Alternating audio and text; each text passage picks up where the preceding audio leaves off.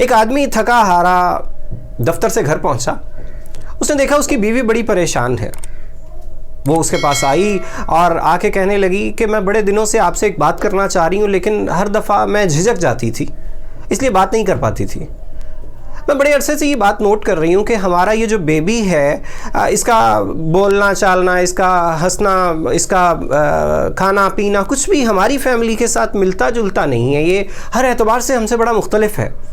मैं तो कभी कभी सोचती हूँ कि क्यों ना हम इसका DNA टेस्ट करवा लें कि ये हमारा बेटा है भी या नहीं। शौहर ने चौंक के बीवी की तरफ देखा और बोला, तुम्हें याद नहीं है क्या, जिस रात ये बेबी पैदा हुआ था इसने डायपर गंदा कर दिया था, तो तुमने बड़ी आजिज़ी से मुझे कहा था कि बेबी ने डायपर गंदा कर दिया है, प्लीज़ आप इसे जाके चेंज कर लाएंगे। मैंने तुम्हें बड़ी हैरत से देखा था कि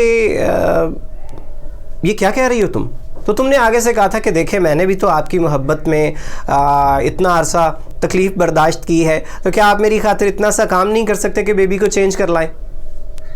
तो मैंने बेबी को उठाया था, मैं वार्ड में चला गया था, वहाँ पे मैंने तलाश किया कि कौन सा बेबी सबसे साफ़ सुथरा है। मैंने उस बेबी को उठाया, उसकी जगह पे अपना गंदा बेबी रखा और ले आया। और आज इसके बारे में तुम कह रही हो कि ये अपना नहीं लगता, इसका DNA टेस्ट करवाना चाहिए। जनाब, इस वाक़े से हमें सबक क्या मिलता है? इस वाक़े से हमें ये पता चलता है कि जब किसी के साथ कोई बात करनी है, जब किसी को कोई काम कहना है, तो उसको क्लियरली अपनी मादरी ज़ुबान में कहिए, अपनी कौमी ज़ुबान में कहिए। अगर आप बेबी को चेंज करने के लिए बोलेंगे तो कोई सादा आदमी बेबी को चेंज कर लाएगा, डायपर चेंज करके नहीं लाएगा। उम्मीद है आप तक पैगाम पहुंच गया होगा।